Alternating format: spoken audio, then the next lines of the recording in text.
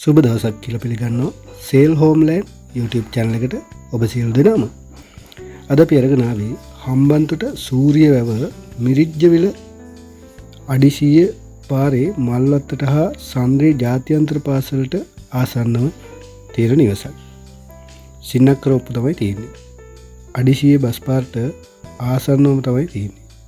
මීටර 80ක් වගේ තියෙන්නේ. කාමර දෙකක්, සාලය, කුස්සියක් තියෙනවා. නිවස ඇතුළත සාදා ඇති බාත්රූම්, ටොයිලට් තියෙනවා. විදුලිය හා නල ජලය තියෙනවා. මෙහි මිල ලක්ෂ 28ක් කියලා තමයි පැවසුවේ. වැඩි විස්තර දැන ගැනීමට දුරකථන නමතුම ලබා ගන්න.